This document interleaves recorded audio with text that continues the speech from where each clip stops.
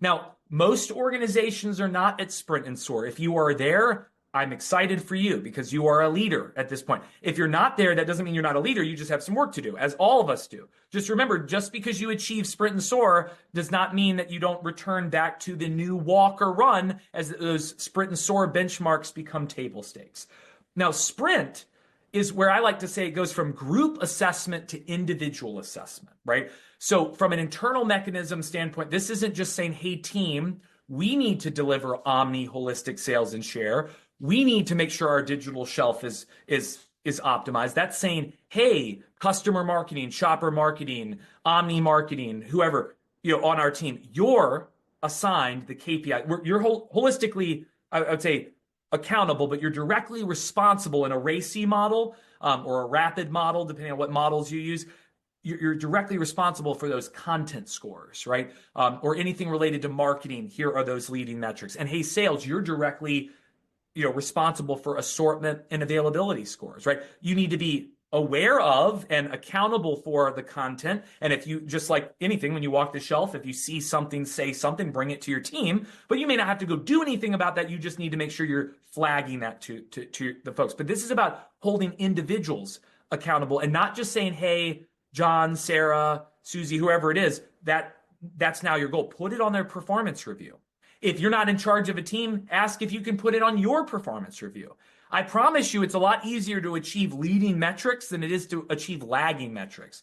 When I've been in sales, I've been on all sides. When I've been in sales, I've had, I would say I had my net sales and or gross shipment goals. I had my POS goals. I mean, some of these are good, but I didn't have direct influence over the sell-in or sell-out numbers. I had a lot more influence over the leading metrics that would drive sell-out and then pull more sell-in, right? So it was a lot easier and a lot more fair, I think, to the team and myself to cascade the leading metrics down that were appropriate to my function or role. But Omni KPIs need to be on in general, and then Omni initiatives need to be assigned, right? It shouldn't just be like achieve overall growth goal, good luck for how you do it. It should be, hey, here are the 3 Omni initiatives that you're specifically responsible for in this way. Now, again, if you get assigned an omni-channel role, or if you're in category management and historically you were technically you were omni, but you're really focused on the base business, maybe your role title doesn't change, but you can formally say, I'm in charge of omni, because omni is everything. And I'm in charge of all of the category management, right? Or all of the shopper insights, not just when they're in store, right? But all of it, right? So assign yourself the role if there isn't one already, or ask to come to the table so you can be a part of both siloed discussions, but then see how you can bring them together.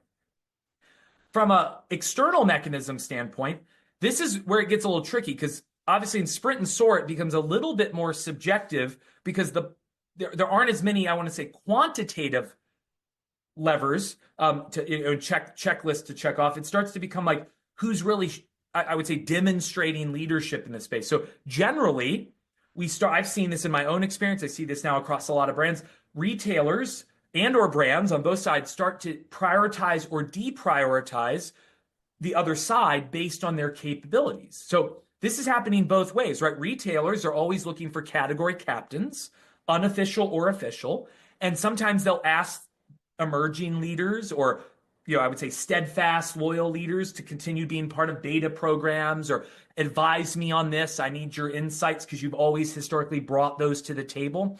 But if you're not being asked, I don't want you to assume that you've been deprioritized, but don't assume that you've been prioritized. If they're not asking, it could be that they're just not asking, but it could be that they're asking someone else. So you want to be bringing this proactively. Now, you may have to knock on a door for a long time, but the more and more value you keep bringing, and then the more case studies you can bring where you did knock on a door and they answered, the better you can bring, you can earn that category captaincy role.